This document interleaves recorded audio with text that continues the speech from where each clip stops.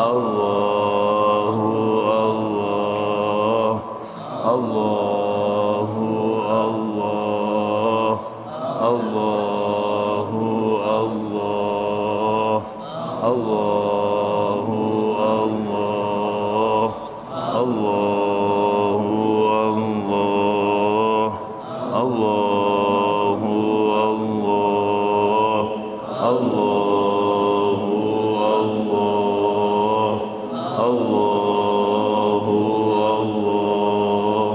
Allahu Allah, Allahu Allah,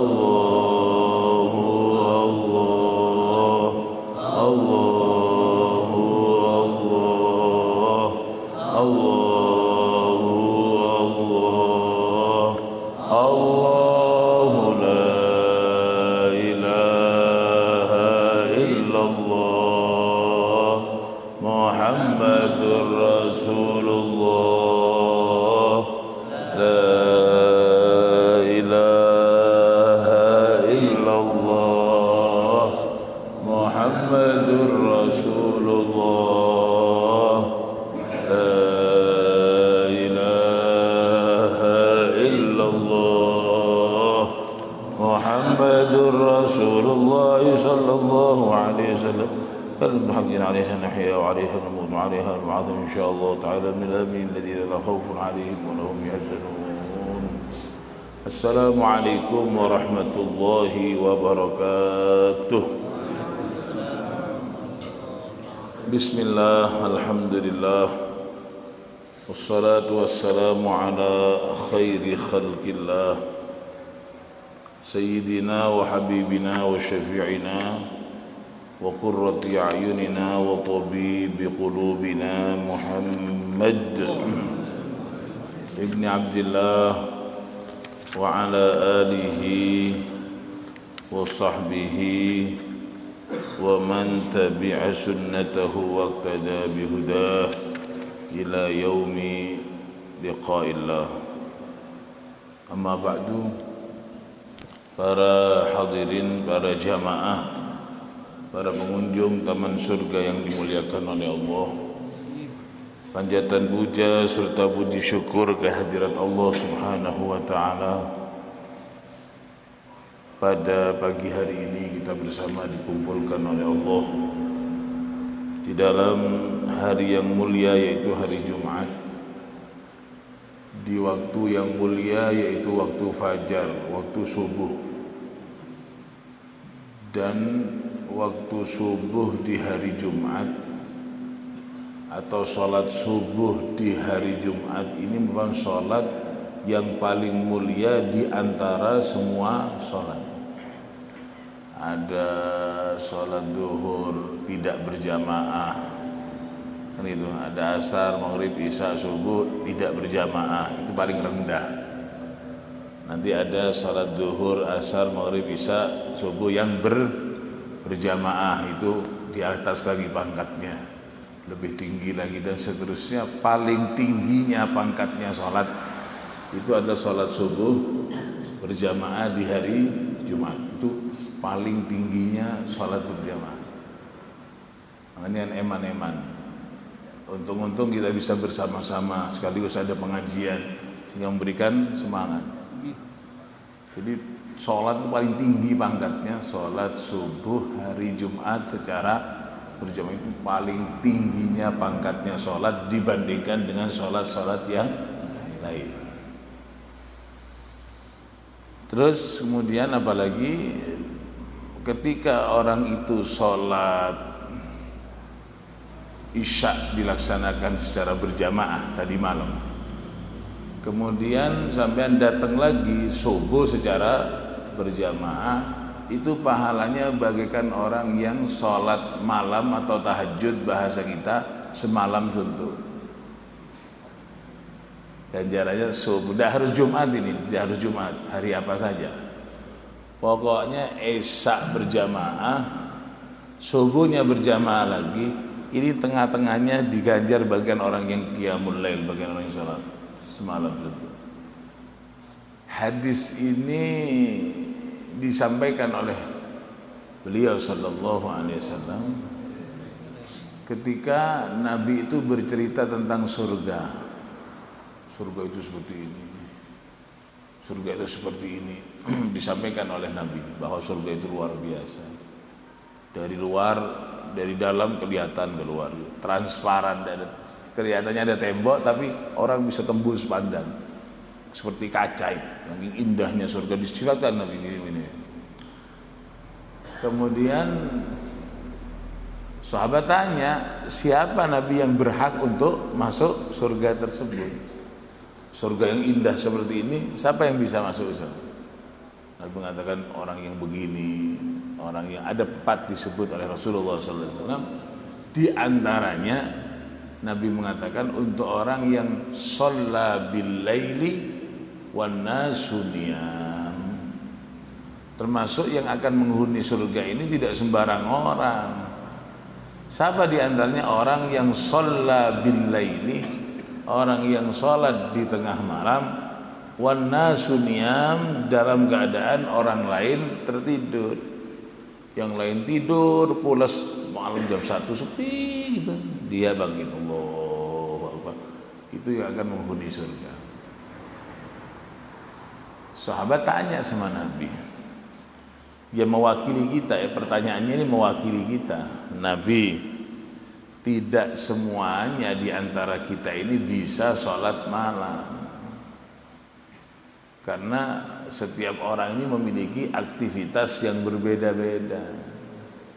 Mungkin orang yang bisa tidur di siang harinya, malam bisa bangun karena sudah cukup istirahat.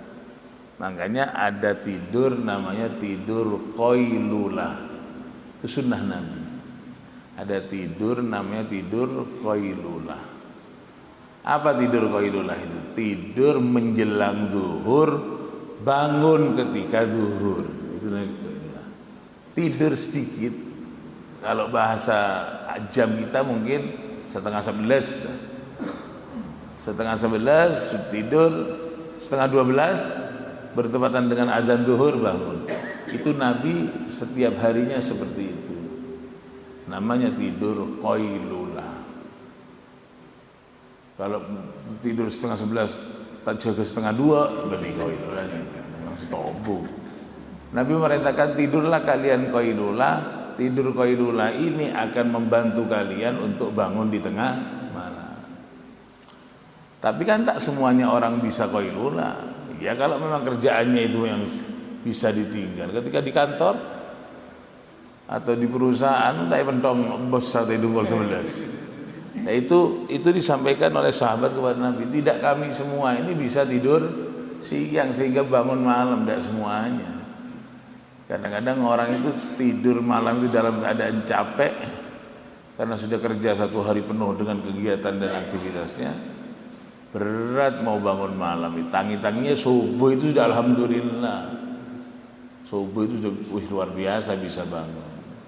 Nah, menanggapi pertanyaan itu Nabi dawuh, barang siapa yang sholat berjamaah isya, man shallal isya'a fi jama'atin faka'annama qama nisfal laili. Nabi mengatakan barang siapa yang sholat isya berjamaah itu bagaikan orang yang bangun separuh malam. Wa man shalla subha fi jama'atin faka'annama qamal laila kullahu. Barang siapa yang sholat isya berjamaah itu sudah diganjar bagaikan orang yang bangun sampai tengah malam. Barang siapa yang dilanjutkan dengan subuhnya berjamaah bagaikan orang yang bangun semalam suntuk. Orangnya tidur, orangnya tedung, tapi ganjarannya tertulis barokahnya berjamaah subuh, isya dan subuh. Ya asalkan antara isya dan subuh itu tidak digunakan untuk maksiat. Soroh bangun malam tidak mampu nengkuti kita ke setengah 12. Nah, ini tuh ya. Nah, Allah Maha melihat apa yang kita perbuat. Semoga salatnya kita subuh berjamaah ini dan tadi malam kita sudah salat isya berjamaah, semoga kita diberikan pahala oleh Allah Subhanahu wa taala bagaikan orang yang bangun semalam suntuk. Masyaallah hadirin rahimakumullah, kita membaca tabarrukan sedikit tentang apa yang harus kita laksanakan pada hari ini, yaitu hari Jumat. Disunnahkan ya, 1, yusannul wuslu li hadiriha. Disunnahkan untuk mandi bagi orang yang akan hadir sholat Jumat. Hadir sampean garis bawahi. Jadi yang tidak akan hadir sholat Jumat tidak disunnahkan untuk mandi. Bukan tidak boleh mandi, terserah sampean mau mandi, namanya manusia setiap hari ada. Sabanare mandi. Banyak orang tidak paham. Ketika dikatakan disunnahkan mandi untuk sholat Jumat, tak usah soro pacetlah mandi, kan gitu. Seperti hari raya disampaikan oleh Ustadz, disunnahkan mandi hari raya. Dijawab, telasan tak mandi, tak usah soro. Namanya hari raya pasti mandi. Bukan itu maksudnya. Agar supaya mandinya kita ini mandi niat sunnah. Ketika mandi itu diniati kesunnatan, maka dapat pahala. Kalau mandi itu sebagai kebiasaan saja, ya maka oleh bersero tapi tidak ada pahala itu. Bedanya itu apa bedanya mandi Jumat dengan mandi yang lain? Bedanya itu niat. Niat itu tak majer. Oh kalau mandi Jumat, mandi niat Jumat bayar 5.000 enggak. Sampean niat dapat pahala, ya tidak bayar. Sampean tidak niat dapat bersih dan wangi tapi tidak berpahala. Ya tidak bayar, sama-sama gratis. Tapi niat ini tidak gampang kecuali orang yang memang satu berilmu, yang kedua dibuka hatinya oleh Allah Subhanahu wa taala. Banyak orang setiap Jumat jebor. Tapi banyak pula di antara mereka yang tidak niat melaksanakan sunnah Nabi. Nah, yang dikatakan itu disunnahkan agar supaya sampai mandinya ini niat melaksanakan kesunatan sebagaimana mandinya Nabi Muhammad SAW setiap hari Jumat. Sama dengan hari raya disunnahkan untuk mandi. Ya memang iya, masa lebaran tidak mandi, tapi agar supaya sampai mandinya ini niat saya mandi di hari raya sebagaimana Nabi Muhammad mandi, lain bobotnya lain. Dan itu berpahala besar. Siapa yang disunnahkan mandi Jumat? Bagi orang yang akan menghadiri sholat Jumat. Jadi andai kata musafir, kita musafir ke Surabaya, kan boleh tidak sholat Jumat. Tapi yang perlu sampean garis bawahi, yang boleh musafir itu tidak sholat Jumat. Musafir yang ketika dia berangkat belum ada kewajiban sholat Jumat. Dengarkan dulu biar paham. Musafir yang boleh untuk tidak sholat Jumat itu adalah musafir yang ketika dia berangkat sudah tidak wajib sholat Jumat. Kalau kewajiban sudah datang kemudian dia berangkat, maka wajib sholat walaupun mau ke Amerika. Maksudnya gimana? Kewajiban sholat Jumat bagi pribadi kita kan wajib sholat Jumat ya. Kapan kewajiban itu? Kewajiban itu datang jatuh kepada kita dengan dikumandangkannya adzan subuh. Ketika adzan subuh kita ada di rumah kita, berarti kita nanti wajib sholat Jumat. Sampai adzan subuh Allahu Akbar ada di rumahnya. Dengan sampean subuh masih ada di rumah, berarti sampean nanti wajib sholat Jumat. Tapi ketika sampean adzan subuh di situ Bondo, tadi terserah, yang penting di luar daerah. Adzan subuh sampean di situ Bondo, maka sampean tidak wajib sholat Jumat. Kenapa? Sebab karena kan yang wajib sholat Jumat itu masyarakat setempat.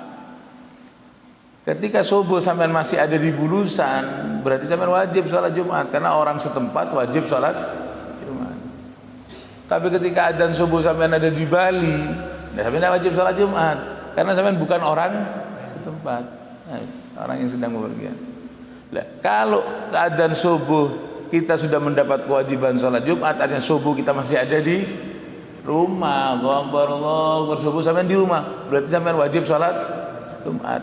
Perkara mari subuh sampean berangkat naik pesawat sampai ke Singapura atau Malaysia atau mana, duhur ada di sana, sampean wajib sholat Jumat. Loh, saya kan sudah di Malaysia, sekarang ini ada Malaysia ini, maksud saya wajib sholat Jumat? Wajib karena subuhnya sampean masih ada di rumah. Paham nih? Subuhnya masih ada di rumah. Atau sampean nih sudah ada di India, penerbangan dari subuh dari Burusan dari Belimbing Sari, pagi jam 5 atau ada salat subuh berangkat. Duhur sampean ada di mana? Atau di Sri Lanka atau di India sana. Sampean wajib salat Jumat di sana. Bib, saya ini musafir ya. Saya ini musafir, bukan ke Jakarta, tapi saya ini ada di Pakistan sekarang. Wajib salat Jumat. Apa sebab? Sampean subuh masih ada di rumah. Sehingga pembebanan sholat Jumat sudah dipikul oleh kita. Kadung dipikul melaku kemana? Wah, sampai naik bis wajib turun untuk sholat Jumat. Sampai naik mobil wajib berhenti. Tidak bisa terus Jumatan langsung kan musafir. Musafir itu boleh sholat Jumat, tidak sholat Jumat kalau berangkatnya sebelum masuk waktu subuh. Kalau sudah subuh sampai berangkat, bukan tidak boleh berangkat, boleh sampai mau kemana terserah, tapi nanti wajib sholat. Nah, kalau sampai berangkat sebelum subuh, sampai luar, yang penting sudah keluar dari kami. Sorjo lah katakan, adzan subuh, Allahu Akbar, Allahu Akbar. Adzan subuh ini kan pembebanan sholat Jumat. Ketika adzan subuh sampai sudah di luar kota, berarti sampai tidak mendapat kewajiban sholat Jumat. Subuh saya sudah di luar kota. Oh ya, berarti sampean boleh tidak Jumatan. Hanya orang tidak paham. Jadi hatta berangkatnya pagi, wah aku udah Jumatan sudah. Jumatan musafir. Apalagi sampean subuh sudah ada di luar kota, sudah berangkat Kemisnya Jumat di Surabaya dan subuh, tidak wajib sholat Jumat karena ketika subuh masuk kita sudah menjadi musafir. Jadi ketika subuh kita sudah menjadi musafir, sampai tidak wajib sholat Jumat. Tapi ketika subuh belum jadi musafir, habis subuh baru berangkat, maka wajib sholat Jumat. Bedanya itu saja. Sholat Jumat mandek sebentar di masjid, bawa akbar, rakaat, berangkat lagi. Apa beratnya?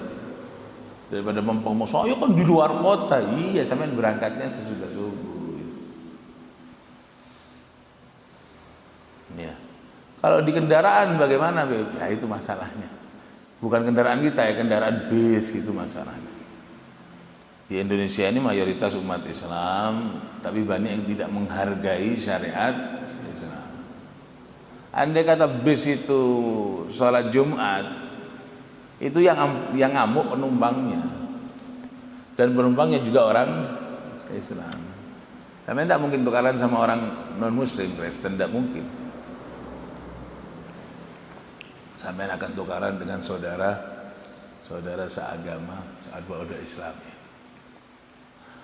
Begitulah kita hidup di daerah yang memang kesadaran beragama ini sangat minim. Saya pernah dulu masih tidak punya mobil itu, undangan ke Madura, naik bis mungkin jam 2 ya dari terminal Ketapang, jam 2 atau jam 3 malam. Alon-alonan sampai sebagus subuh. Sopirnya orang yang beribadah, jadi berhenti untuk sholat subuh. Mandek, berhenti di masjid di sebagus masjid, turun sholat subuh. Itu siapa yang protes? Dia penumpang. Penumpangnya agamanya apa?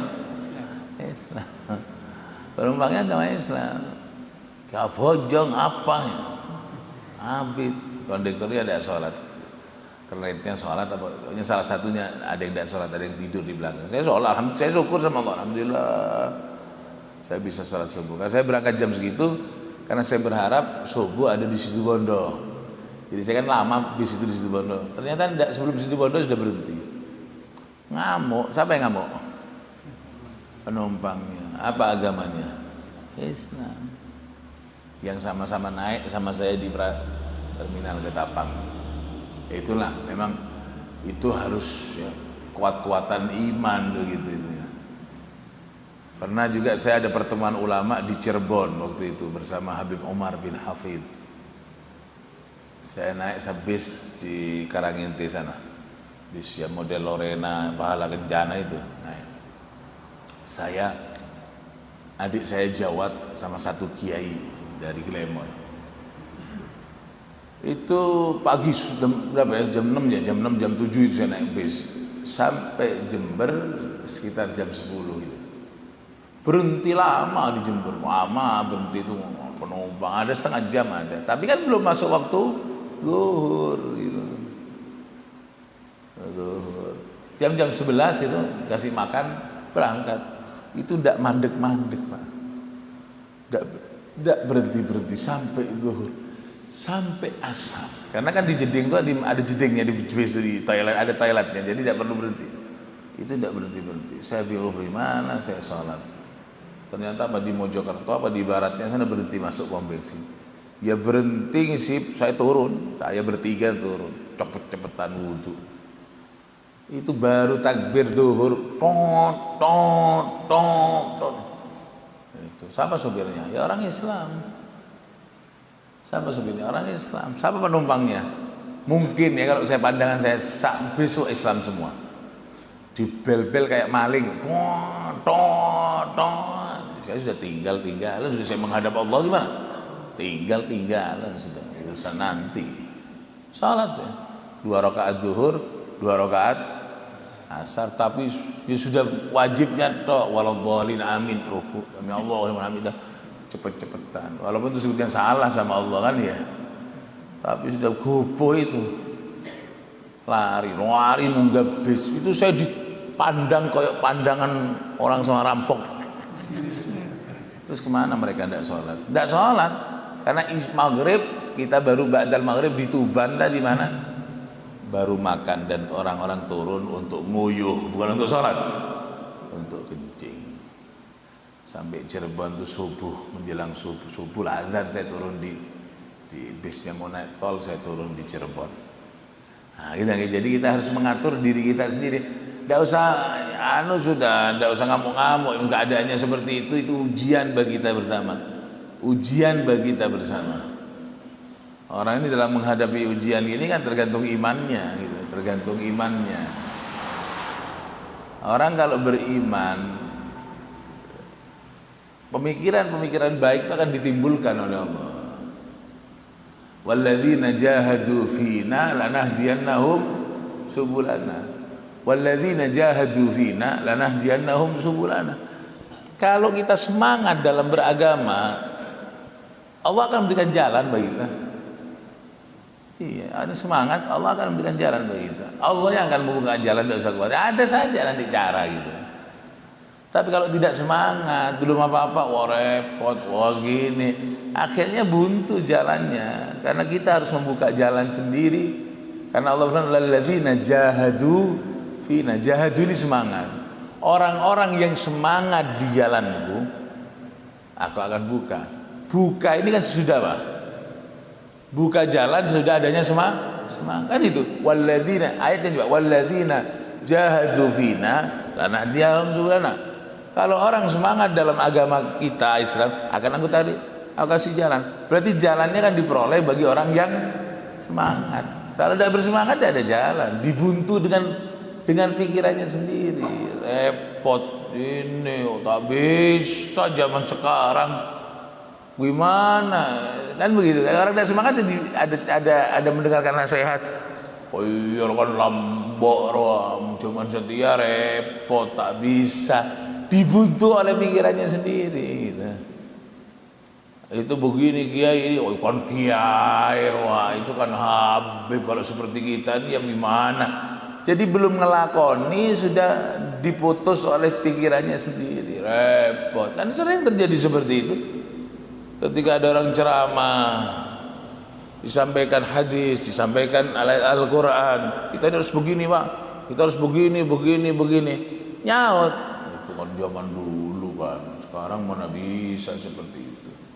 Orang yang sudah kayak gini ini kita kan, padahal orang mau ibadah sama Allah itu kapanpun saja bisa. Guru kita bersama Habib Umar bin Muhammad bin Salim bin Hafid, Habib Umar bin Hafid yang kita kagumi dan kita panuti itu, beliau mengatakan, katakan Islam itu dulu 1 juta orang, kita harus ada di dalam yang 1 juta itu. 1 juta orang ikut agama, lainnya tidak ikut, kita harus ada di dalam yang 1 juta. Makin akhir zaman berkurang, tinggal 1000. Kata beliau apa? Kita harus ada di dalam yang 1000 itu. Kalau nanti agama ini pengikutnya tinggal 100, kita harus ada di dalam yang 100. Andai kata agama tinggal 1 orang, Anda harus menjadi orang 1 itu. Itu namanya semangat beragama. 1 juta banyak konconya, ya kita harus ada di dalam yang 1 juta itu. Lama keadaan sudah hancur, tinggal 1000. Kita harus ada di dalam yang 1000, jangan ikut yang berapa? Ya itu lagi 900.000 itu jangan itu, kita harus ada di 1000 ini. Lama-lama gerontong ternyata pengikut agama ini nanti di akhirnya tinggal 100. Kita harus ada dalam yang 100 itu. Jangan kita repot, orang-orang sudah sekarang keluar semua. Kita ini kan repot juga ya keluar. Jangan, harus ada di 100. Pegang. Akhir nanti sudah mau kiamat tinggal 1. Kata beliau, kamu harus jadi yang 1 itu. Itu semangat beragama. Jangan itu dibuntu dengan pikirannya sendiri, repot, dibuntu oleh pikirannya sendiri. Karena kalau berfirman semangat dulu, kalau kamu semangat aku kasih jalan. Lanahdiyannahum subulana, aku kasih jalan menuju jalanku, yaitu jalan agama. Kalau tidak semangat repot. Kadang-kadang dia bisa berbuat apa kan gitu. Tadi malam saya pengajian Bulusan Barok TK, saya kasih tahu harga kambing itu sebetulnya tidak mahal dibandingkan dengan fasilitas hidup yang kita lakoni sehari-hari. Tapi kenapa banyak orang punya anak sampai anaknya besar belum dikekai, padahal harga HP yang dipegang oleh anaknya yang SD itu sudah sama dengan harga kambing. Ya kalau sepedanya yang dia tompai dapat kambing 8, Pak. Mau 2 jutaan, sepedanya 14 juta kan oleh Beto. Iya mau 7 juta, mau 14, mau mulai Vario anyar 20 juta kan oleh bisa bolo. Kan gitu. Ya hanya bukakan spion sama knalpot sama bannya Varionya sudah dapat kambing 1 kan ya. Tidak harus dijual semua. Itulah semangat beragama, itu harus kita munculkan. Kata Nabi gini, nanti akhir zaman itu Islam tinggal namanya saja. Islam namanya orang Islam gitu, tapi kelakuannya jauh daripada kelakuan yang Islami. Nomor 2 apa kata Nabi? Islam itu Quran tinggal tulisannya saja.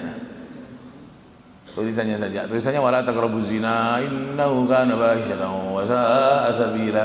Tulisannya Quran seperti itu, tapi yang hadir ke tempat-tempat perzinahan itu kalau dihitung malah kebanyakan juga orang dan seterusnya. Saya pernah pengajian di salah satu PT pelabuhan ini, kapal yang punya kapal-kapal itu, salah satu PT. Ada kantornya di sana, saya diundang Ramadan, ada direkturnya, ada dari Surabaya. Buka bersama, ngaji sebentar terus tanya jawab. Dia tanya, malah direkturnya tanya ini, gimana Pak Ustadz, saya ini kan sibuk pertemuan, rapat itu hampir setiap hari rapat itu,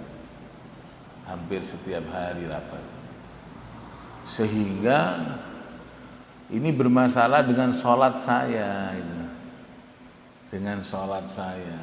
jadi sibuk rapat gini, akhirnya sholat saya keteteran atau bahkan tertinggal, bahkan tidak sholat. Tapi kan sebabnya sibuk, bukan kita lengah, enggak. Sibuk. Ya, gitu. Ini kan tidak bisa dijawab dengan fikih. Kalau dia dengan fikih dalam ilmu fikih, karena pertanyaan bukan pertanyaan fikih. Kalau pertanyaan fikih itu gini, bagaimana saat ketika saya sholat ternyata kok sarung saya suwe? Artinya ada kemauan untuk abajang sudah. Saya mau wudhu gimana? Kalau kita wudhu kaki saya ini keluka kan? Itu kan berarti ada kemauan sholat. Ini kan tidak ada kemauan untuk sholat karena sibuk. Saya tanya, berarti sampean puasa? Ya, kenapa kok puasa Ustaz? Dan enggak, sampean mengatakan enggak ada kesempatan, berarti sampean kan puasa kan. Ya enggak Ustaz, makan. Oh, ada kesempatan untuk makannya. Ya ada. Sampean habis makan, oh taruh piringnya, langsung rapat lagi. Apa ada jeda waktu? Apa prit, langsung ambil nasi cepet-cepet, langsung rapat lagi. Ya enggak, mesti sampean duduk kan, ambil tusuk gigi gini. Nah, saya minta waktunya tusuk gigi gunakan untuk sholat. Bukan suruh ngambil waktu, sampai enggak usah makan, sholat saja. Mungkin sampai enggak mampu ya. Sampai habis makan kan duduk, padahal kan ini bos, masa langsung kan enggak mesti duduk dulu ya. Mau rokok gitu, ambil tusuk gigi. Saya minta waktunya tusuk gigi saja sampai untuk menghadap Allah yang ngasih sampai jadi bos. Enak gini, diem dia. Diem. Bukan tidak ada kesempatan, Pak. Tidak ada kemauan. Diem. Dia terus ngomong, ya gini Pak Ustaz, kan saya tidak selamanya bawa sarung. Pakaian saya ini kan tidak selamanya suci. Kadang-kadang kita ke kamar mandi. Kita ini kencing. Kadang-kadang ke kamar mandi yang pakai tisu dan semacamnya. Ya, bilang. Sampean naik apa? Dia naik mobil. Coba sampean lihat. Di mobil sampean tuh ada dongkrak apa enggak? Dongkraknya ban kalau kempos Pak, ada dongkrak enggak? Ya pasti ada. Untuk apa sampean bawa dongkrak? Anda mesti dibutuhkan kan? Antisipasi kalau bannya meledos. Kan gitu. Dan sampean bisa bawa dongkrak yang berat besi yang antisipasi untuk ban. Sampean tidak bawa sarung antisipasi untuk neraka. Takutan sama ban meledos sampean daripada sama api neraka. Sampean dongkrak bawa, sampean ngalor ngidul mesti ada di bojok itu. Sampean taruh sarung karetono biar tidak besar, taruh bawahnya jok di sebelahnya dongkrak. Ini untuk keselamatan dunia dan ini untuk keselamatan akhirat. Diam dia. Harganya dongkrak Pak sama harganya sarung, larangan dongkrak. Iya. Bukan tidak ada kesempatan Pak. Sampai tidak mau sholat memang. Banyak istighfar sama Allah biar tenang hati sampean. Nanti sampean jalan sendiri untuk sholat. Walaupun sampean ada perang sekalipun, sampean tetap Allahu Akbar. Ini yang berbicara, hatinya yang berbicara. Itu Pak, itu perlu artinya bukan kita membicarakan orang, perlu dipikir dan diterapkan dalam kehidupan kita sehari-hari. Kadang-kadang kita tidak sempat, mau berjamaah tidak sempat. Padahal ya ada di rumahnya gitu kan, tidak melaku-melaku, tidak ada di rumahnya, tidak kemana-mana. Itu. Kembali ke permasalahan bahwa disunnahkan untuk mandi. Ini saja sudah. Mandi ini sunnah Rasulullah Sallallahu Alaihi Wasallam. Jangan ngomong tidak sempat, jangan ngomong tidak sempat. Malas kadang-kadang. Bahkan di kalangan para sahabat Rasulullah, di kalangan para tabi'in itu kalau tidak mandi mau Jumatan itu merupakan sebuah aib yang sangat besar. Jangan sampai ketahuan orang terus Jumatan tidak adus. Wah itu malu karena meninggalkan sunnah Rasulullah. Bahkan dikatakan mandilah kamu walaupun harga air itu 1 gelas 1 dinar. 1 dinar itu 1 keping emas. Karena dinar ini uang emas. Kalau dirham itu uang perak. Andai kata harga air itu 1 gelas 1 dinar, 1 keping emas, saking larangi, belilah untuk mandi di hari Jumat karena itu sunnah yang tidak pernah ditinggalkan oleh Rasulullah SAW. Dan di kalangan ulama itu diterangkan dalam sejarah hidup beliau itu dihina, dinyek, kocak, dilokno itu apa saja ndak ngamuk, ini koyo motak itu diem, ndak marah, ndak apa-apa ya, karena tidak prinsip itu. muana tak rata, apalah, koca pasara yang soro sudah, ya koca pasara, muta muana don, itu tidak marah karena tidak prinsip. Tapi kalau ngomong, oh Jumatan tak mandi, ngamuk gitu Pak, ngamuk. Oh cek motak kereta ngamuk, biasa sih, tapi coba terus nih ya, Jumatan tidak mandi itu ngamuk itu karena masalah prinsip, masalah sunnah Rasulullah Sallallahu Alaihi Wasallam. Tapi untuk yang hadir, yang tidak hadir mau musafir tidak apa-apa, tidak mandi. Atau wanita-wanita yang di rumah yang tidak ke Jumatan tidak mandi, tidak ada kesunatan. Ya mandi, bukan terus orang Jumat tak oleh mandi. Benita oleh Kak, benita oleh. Jangan salah paham, bukan tidak boleh, tidak ada kesunatan. Bagaimana? Ya ada kata mandi, ya tidak dapat pahala. Ya, biasalah ya, bersih, wangi gitu, seger. Gitu. Ya cari pahala lain kan gitu. Enak ya orang laki-laki bisa mandi dapat pahala. Perempuan enggak. Sampean mandi dengan niatan menyambut suaminya dari Jumatan, pahala besar. Saya laki ke Jumatan, saya bini mandi, mak nyaman orang laki malolo si mandi. Saya oleh ganjaran, kok terlalu ganjaran? Masuk aja jadi mandi. Bersih, sabunan, sampuan, baroom, bedaan, sholat zuhur di rumah, kan gitu. Saat suami datang, sambut ahlan dengan wajah yang bersih, berseri-seri, kan perak lakina, arwah ganjaran. Kan gitu kan, banyak cara untuk mencari pahala. Rasulullah Sallallahu Alaihi Wasallam pernah didatangi seorang wanita ya, namanya Asma binti Sakan Al-Ansariyah, orang Madinah, asli penduduk Madinah, namanya Asma, bukan Asma yang putrinya Sayyidina Abu Bakar, ini Asma yang lain. Asma ini terkenal dengan nama juru bicaranya kaum wanita, Khatibun Nisa. Apa sebab? Karena ibu-ibu ini kalau ada permasalahan yang perlu ditanyakan sama Nabi, yang disuruh siapa? Asma ini. Mungkin cara komunikasinya bagus itu. Coba tanya, Asma matur gini, sehingga terkenal dengan nama Khatibun Nisa, juru bicaranya kaum wanita. Suatu waktu ja'at ila Rasulillah Sallallahu Alaihi Wasallam. Asma ini datang sowan sama Nabi.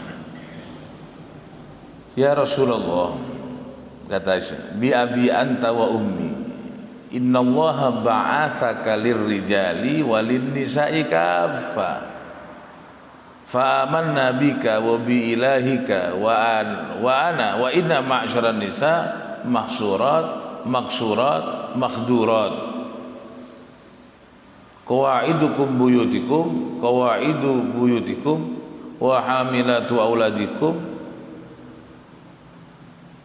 Katanya Asma ini begini, Nabi, saya ini ya, demi Allah engkau Nabi, panjenengannya diutus untuk orang laki dan untuk orang perempuan. Artinya bahasa dikata agak dikasarkan sedikit, jangan pilih kasih. Sampai nabinya orang laki, sampai juga nabinya orang perempuan.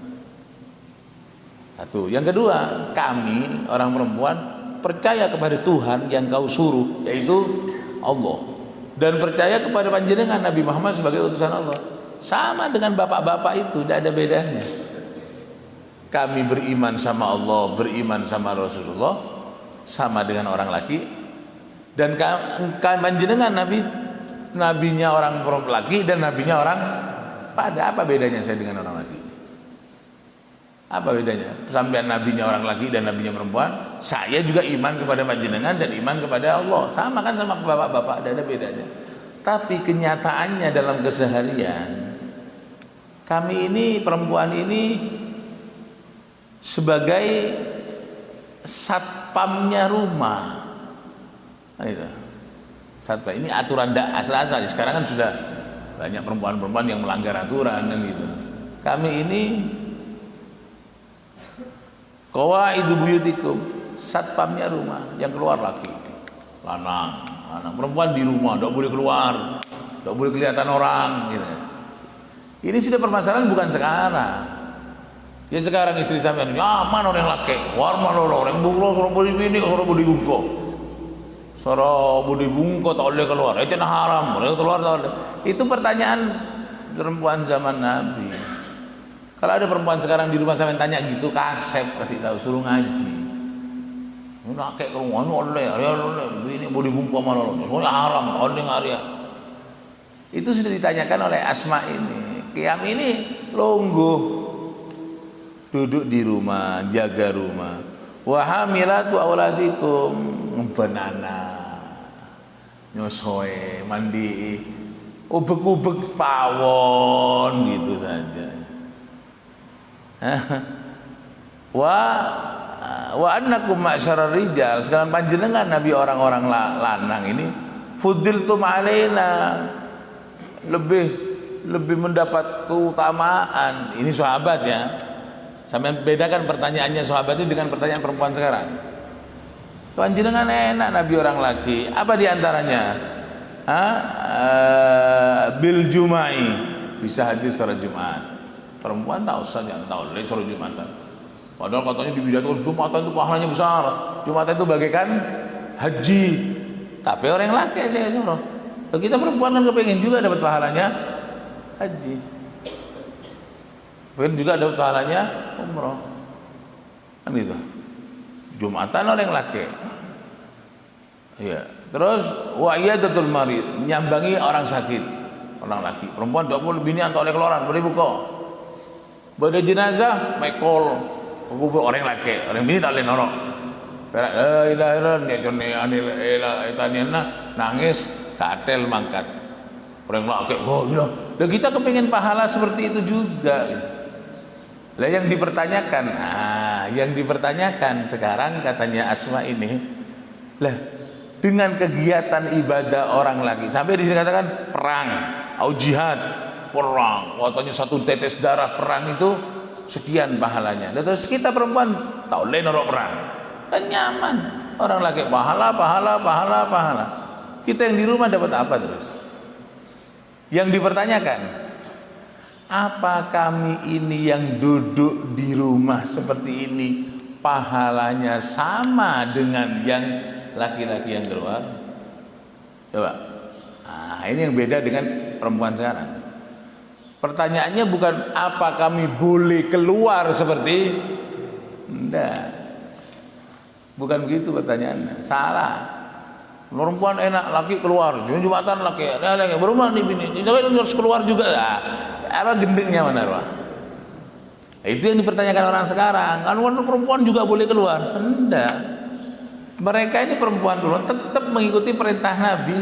Cuman yang dipertanyakan, kan sepenting kan benih keluar lah. Sepenting apa?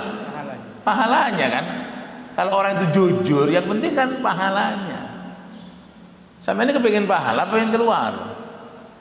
Kan apa kami mendapat pahala sama dengan mereka yang keluar, wahai Nabi?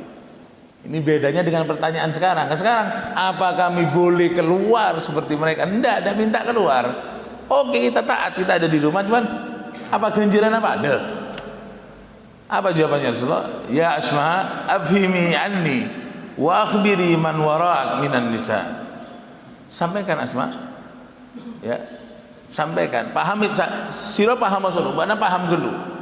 Kalau kamu sudah paham, sampaikan kepada wanita-wanita yang ada di belakang sampean yang nyuruh tanya itu, bahwasanya inna husnat taba'ulil mar'ah li zawjiha wa talabiha li mardatiha wa atba'aha li rawabati ya'dilu dzalika kulli. Ketahuilah Asma, sesungguhnya berperilaku baik kepada suami, artinya ngabdi kalakena kepada suami, wa talabiha li mardati, dan yang dicari adalah keridhaan suami, beribungkoh di dalam rumah mengabdi kepada suaminya, bukan karepnya sendiri. Pokoknya yang dicari adalah ridhonya suaminya. Maka pengabdian seorang wanita di rumah tak nyambangi orang sakit, perang tidak ikut, nyelawat kuburan dia tidak ikut, Jumatan ada di rumah. Wanita yang seperti itu, akan tapi dia selalu berusaha mencari ridho suaminya, pahalanya sama dengan yang Jumatan, sama yang dengan yang menyambangi orang sakit, sama dengan nyelawat, sama dengan perang, sama dengan haji. Sampaikan. Kemudian mendengar jawaban Nabi ini, keluar dari Nabi pidato Asma ini dadam wanita. Wahai wanita, para wanita ibu-ibu yang ada di rumahnya mencari ridha suaminya, melayani kehendak suaminya, berbuat baik kepada keluarganya, anak dan suaminya, pahalanya sama dengan yang haji, sama dengan yang perang, sama dengan yang menyambangi orang sakit, sama dengan yang nyelawat. Sampaikan. Apa mendengar jawaban ini? Fa adbarat lil mar'a wa hiya tuhallil wa tukabbir. Itu maka perempuan ini mendengar suara pidatonya Asma langsung bertakbir. Allahu akbar, Allahu akbar, Allahu akbar, subhanallah, alhamdulillah, wa la ilaha illallah, Allahu akbar.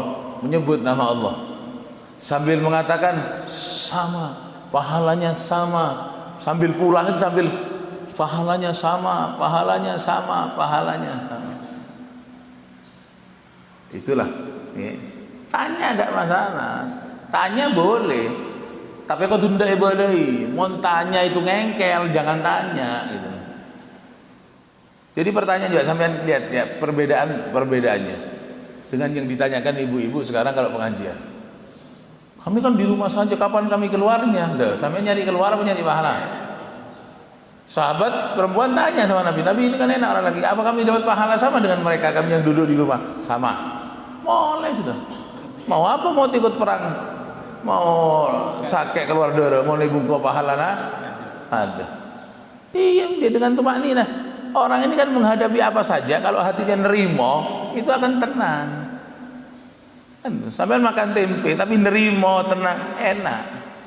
Beri juga aja, tapi untuk menggubu-gubu tak enak ya. Akan sakoni. Nah, kan itu. Dengan tumakninahnya hati ini yang menghantarkan orang kepada ketenangan hidup gitu. Lain, saya pernah ditanya ibu-ibu, Pak Ustaz, bagaimana hukumnya perempuan ikut sholat hari raya? Saya bilang, perempuan itu lebih afdol ada di rumah. Persiapkan diri untuk menyambut suami di hari raya. Persiapkan anak-anak suaminya sampean, ya anaknya sampean. Di rumahnya pandi, tontoni, salene. Jadi bapak datang dari masjid itu, istri sudah siap, anak-anak sudah wangi, sudah lebaran kelambiannya, didandani oleh emak. Itu pahalanya jauh lebih besar dari sampean ikut abung salbung di masjid orang laki roh. Ya begitu. Dan ini merupakan apa yang ditetapkan dalam hukum Islam. Jawabannya apa? Oh ya sudah, bukan iya. Oh, kan saya tidak bisa salat Id. Salat Id di rumah bagi perempuan itu lebih afdal daripada salat Id masjid. Gimana caranya Ustaz? Usolli sunnatan li Idil Fitri rakaatain. Allahu akbar. Mau sampean takbir petok, takbir tak apa-apa, karena takbir itu sunnah. Salat biasa. Allahu akbar kabira orang. Seperti sampean salat subuh itu saking tidak pakai kunut. Katanya ada takbir-takbirnya gini, taos takbir sudah. Biar tidak repot. Pahalanya sama-sama dengan yang di masjid. Itu katanya ada pidato-pidatonya, ada nanti pidato kan TV, pidato radio, pidato. Banyak mau pidato itu nanti gampang gitu. Oh iya. Tapi kan enak Pak Ustaz, baru repot. Sampai nyari enak apa nyari pahala gitu. Ujung-ujungnya saya bilang sholat sampean, tidak apa-apa sholat di rumah lebih afdal. Kan tidak ada khutbahnya. Khutbah setel radio, setel TV ada khutbah. Mau cari khutbahnya Istiqlal ada kalau lebaran. Masjidil Haram berdiri kalau sangat setel. Masjidil Haram sudah khutbah lebaran. Ujung-ujungnya, tapi kan kapan kita ini keluar enak orang laki. Sampean nyari enak, nyari ganjaran. Ya sudah, kalau sampean mau keluar rumah karena enak, ya sudah, tak usah kelambian, nyaman celep. Kalau mau cari enak, aturan habis sudah. Ada aturan, nyari nyaman. Atau nyaman orang laki, oh pun tak usah tanya sampean. Karena saya sampean bener-bener tapi nyari nyaman. Babi roe botono nyaman, akan lah. Ya kalau nyaman aja, akhirnya ujung-ujung itu enak tuh ya itu. Bedakan dengan sahabat. Sahabat apa tanyanya? Apa kami sama pahalanya? Sama. Takbir. Sama. Alhamdulillah sama pahalanya. Orang dengan tenang dan mereka tumaknina di rumahnya. Tak ke masjid. Ganjaran apa ada? Arab bodoh mate tak labot. Ganjaran ada. Kan itu. Itu orang lagi dengan pedangnya. Mak nyari sakit bude luar. Cek bude bungkau ganjaran ada. Kan itu. Pahalanya sama. Ini pahalanya sama. Ya, hanya saja kejujuran itu tidak ada. Pertanyaannya seakan-akan terlalu ganjaran. Mereka belum ada jawabannya. Tapi kan nyaman bisa. Oh, ya sudah, sampai nyari keluar, benih nyari ganjaran. Andai kata perempuan itu ke masjid tidak ada pahalanya, sampai pun ke masjid karena nyari nyaman. Nah, itulah hadirin. Jadi ada porsinya ya, dalam beragama ini ada porsinya masing-masing.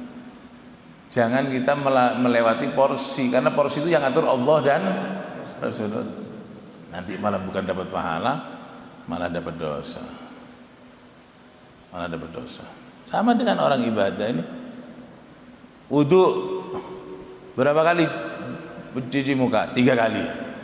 Itu porsinya 3, jangan dikurangi, jangan ditambahi. Oh 2 eman kaingah, eman airnya kurang pahalanya, tidak sunnah. Wudunya sah tapi tidak dapat pahala sunnah. Atau biar ya mon sajen lepos sajen gunjoran yo. Wow, wudu bocah kabeh. Basuh muka disiram dari kepala. Wow, adus. Apa itu lebih hebat? Enggak, malah makruh. Bahkan kalau airnya masjid bisa haram. Biasanya orang telok, engkau petok. Wah. Kenapa kok 7? Biar lebih afdal. Tidak pakai afdal, malah makruh. Melebihi dari 3 hukumnya makruh. Pakai airnya orang banyak hukumnya haram. Tawaf 7 kali ya 7 Pak, jangan lebih. Umrah tawaf petok, ambuh petok. Selesai sudah porsinya segitu, lanjutkan dengan sa'i. Jangan lebih banyak lebih nanti, itu urusannya nanti. Ini ada aturannya, petok ya petok galu. Kalau nanti selesai kepengen tawaf lagi, tawaf sunnah lagi 7 kali gitu. Jangan terus lebih banyak lebih bagus, enggak. Saya pernah nyambangi orang haji itu dulu. Beb, kaulah ni kayak Mekah beb. Napa reng-reng ni kabela atau petong kali? Kemudian berapa kali haji? Itu kadang salekor. Kadang salekor. Siapa sih nyoro? Kadang kaulah ni kapan mulai salekor lesok nginom gelu, angkat leng-leng boleh. Karena kalau bagus sebenarnya bagus. Salah apa tak 100 sekali 200. Karena aturannya ada dosis. Andai kata obat itu ada dosis. Sudah salahnya lagi orang. Males cakan-cakan kabeh. Oleh wetok toju kebias. Pemian berapa ji? Oh lagi salekor dengar-dengar. Salekor sih. Kadang-kadang kalau ada salekor tambuh enek mikir kalau eno main zam-zam poter boleh. Sungguh lapangan sepak bola berjalan. Itu lagi. Jadi bagaimana kita beragama ini sesuai dengan porsinya, sesuai dengan dosisnya. Siapa yang ngatur dosis? Allah dan Rasulullah sebagai sahibus syariah. Allah dan Rasulullah sebagai sahibus syariah, seandi agama. Ya, ikut kepada sahibus syariah sehingga kita sampai kepada aturan yang benar. Ketika sudah kita seperti itu, Allah akan membuka jalan. Tidak usah khawatir, Allah akan membuka jalan. Tuhannya sudah nampil itu siapa? Kan Allah. Kenapa kita tidak bisa seperti itu? Asalkan semangatnya sama, kita bisa. Kan ya, oh itu ada waliullah, siapa? Habib Hadi itu waliullah. Tuhannya siapa? Allah. Yang memberi kewalian kepada Habib Hadi siapa? Allah ada sekarang. Allah ada pada sekarang. Ada kan? Yang meninggal Habib Hadinya, yang meninggal Habib Solehnya, yang meninggal Sunan Ampelnya, yang memberikan masih ada. Hanya saja kenapa kita kalau tidak diberi seperti beliau semangatnya tidak sama. Pemberi masih ada sampai kiamat, yang memberi ada, yaitu Allah Subhanahu wa Ta'ala. Semoga kita diberikan keistimewaan oleh Allah di hadapan Allah, walaupun kita tidak istimewa di hadapan manusia. Semoga kita selamat dunia akhirat. Sallallahu alaihi wasallam Muhammadin wa ala alihi wa sahbihi wa barak wa sallam. Allahumma ij'al jam'ana hadha jam'an marhum wa farraqna ba'dahu ma'suma wa ij'al fina ma'ana la alaina shakran mahruma ya alim as-sirri la tahdis anna wa afina afu anna kunna nahid kunna. Sallallahu alaihi wasallam Muhammadin wa sallam. Alhamdulillah rabbil alamin. Al-Fatihah.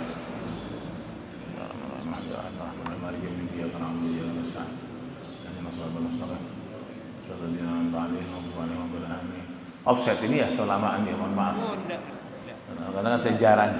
Saya ini Jumat punya 2 kewajiban. Ya, setelah Jumat ketiga sama 4-4 suruh ke Al-Huda, tapi dalam waktu yang bersamaan saya punya rutinan di Baitur Rahman, Masjid Agung. Setiap Jumat saya di sana. Mana pokoknya sudah bagi-bagilah kemana saya bisa, nanti saya datang insyaallah. Mudah-mudahan lebih kerap lagi insyaallah. Assalamualaikum warahmatullahi wabarakatuh.